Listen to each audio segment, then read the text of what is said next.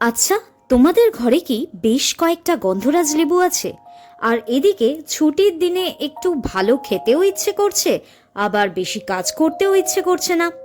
তাহলে ঘরে থাকা অল্প উপকরণ দিয়েই বানিয়ে নেওয়া যাবে হেভি টেস্টি একটা চিকেন পোলাও। আর প্রিপারেশন যদি আগের দিন করে রাখতে পারো তাহলে তো আধ ঘন্টাতেই কাজ শেষ। কি বিশেষ হচ্ছে না তো? তাহলে নিজেরাই দেখে নাও।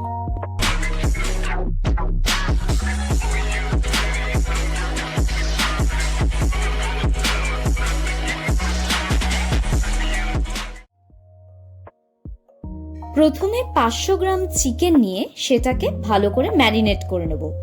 ম্যারিনেশনের জন্য লাগবে 2 চামচ নুন, 1.5 চামচ কোরিয়েন্ডার পাউডার বা ধনে গুঁড়ো, 1 চামচ কিউমিন পাউডার বা জিরে গুঁড়ো, half table spoon black pepper powder বা গোলমরিচ গুঁড়ো, 3-4টে চেরা কাঁচা লঙ্কা, আর 1/4 কাপ টক দই। টক দইটা যদি জল ঝরানো হয় তাহলে খুব ভালো হয়। এরপর নেব একটা গোটা গন্ধরাজ লেবুর রস, ভালো করে নিংড়ে নেব।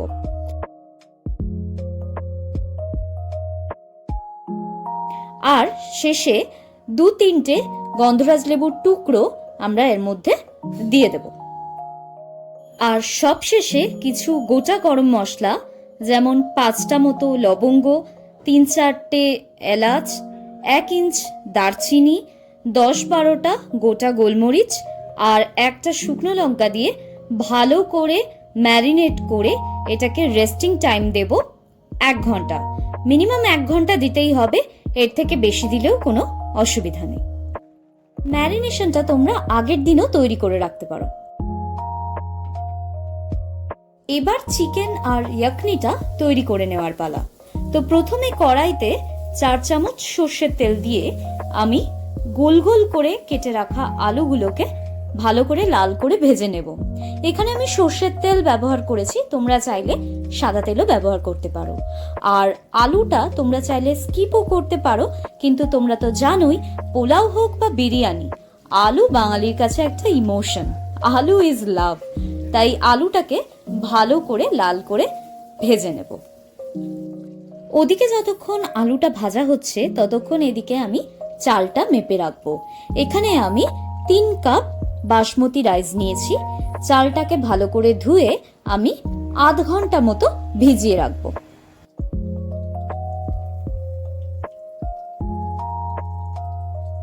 আলুগুলোতে বেশ গোল্ডেন ব্রাউন কালার আসতে আলুগুলোকে এক এক করে তেল থেকে তুলে একটা পাত্রে সরিয়ে রাখবো। এবার সেই তেলেই বেশ 1 কাপ মতো পেঁয়াজ কেটে সেটাকে বেরেস্তা বানিয়ে নেব। আমি কিন্তু বেরেস্তাটা একদম কালো করে করি না বা মচমচে করি না, একদম লাইটার ব্রাউন করি। বেশি ভাজলে পরে বেরেস্তাটা ভীষণ তিতকুটে হয়ে যায়, তাই লাইট ব্রাউন কালার আসা অবধি আমি বেরেস্তাটা মানে পেঁয়াজগুলো ভেজে নেব।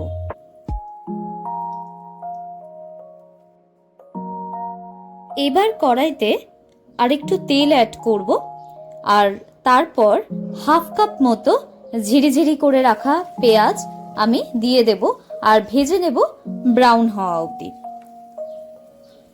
পেঁয়াজটা একটু ভাজা হয়ে এলে, ব্রাউন রং এলে, এর মধ্যে অ্যাড করব 2 টেবিল চামচ আদা রসুন বাটা। আর যতক্ষণ না কাঁচা গন্ধ যাচ্ছে ততক্ষণ ভালো করে আদা রসুন আর পেঁয়াজটা ভেজে নেব। এবারে এই মশলার মধ্যে ম্যারিনেটেড চিকেনটা অ্যাড করে দেব।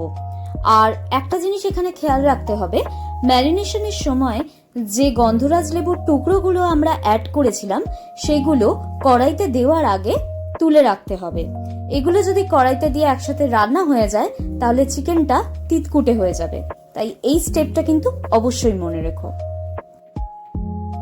5 মিনিট হাই ফ্লেমে চিকেনটাকে ভালো করে কষিয়ে নেব যতক্ষণ না চিকেন থেকে জল ছাড়ছে।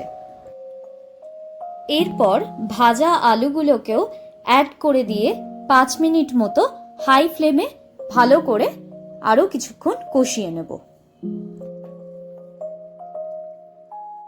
মাংসটা কষানো হয়ে গেলে 5.5 কাপ মতো গরম জল আমি এর মধ্যে অ্যাড করে দিয়েছি। এই সময় নুনটা একটু টেস্ট করে নেব, যদি প্রয়োজন পড়ে তাহলে একটু নুন অ্যাড করে দেব। আর এই চিকেনটা যতক্ষণ না ফুটে উঠছে ততক্ষণ আমরা এটাকে মিডিয়াম হিটে রেখে দেব।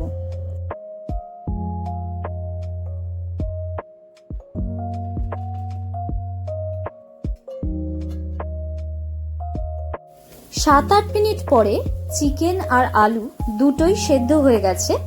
এবার গ্যাস বন্ধ করে চিকেন আলুটাকে এক জায়গায় তুলে নিয়ে এই গ্রেভিটা বা ইয়াকনিটাকে আমরা ছেঁকে আলাদা করে সরিয়ে রাখবো।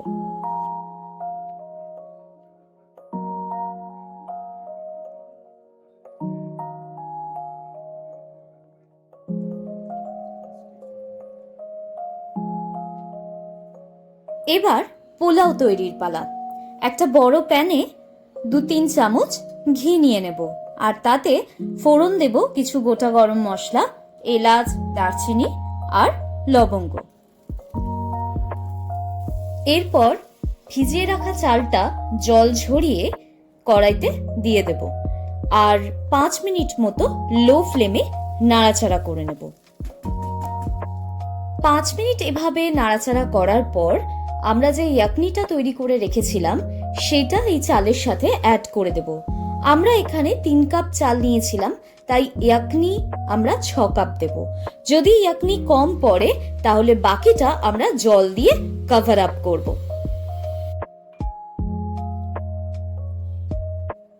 এরপর ভালোভাবে মিশিয়ে নিয়ে গ্যাস বাড়িয়ে দিয়ে 2 মিনিট মতো ফুটতে দেব, আর তারপর 2 মিনিট পরে আমরা ফ্লেমটাকে মিডিয়াম করে দিয়ে ঢাকা দিয়ে 4 মিনিট রান্না করব।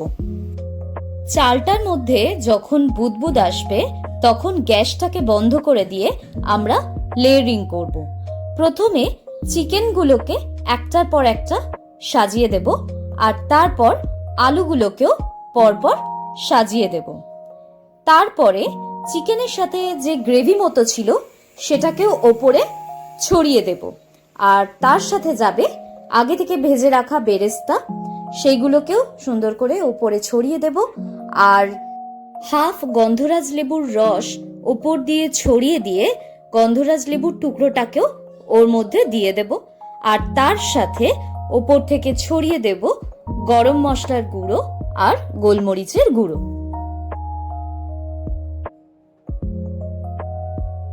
এবার অ্যালুমিনিয়াম ফয়েল দিয়ে ওপরটা ঢেকে ভালো করে এয়ার টাইট করে আমি এটাকে লো ফ্লেমে 10 মিনিটের জন্য দমে বসিয়ে দেব।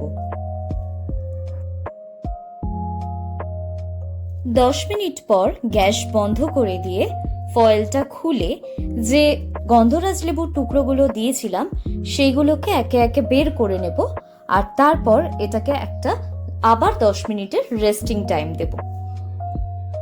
ব্যাস তৈরি হয়ে গেল গন্ধরাজ চিকেন পোলাও। তোমরা অবশ্যই বাড়িতে ট্রাই করো আর আমাকে কমেন্টে জানিও তোমাদের কেমন লাগলো খেতে। আর লাইক আর সাবস্ক্রাইব করতে একদম ভুলো না। চলো দেখা হচ্ছে আর একটা নতুন ভিডিওতে। টাটা।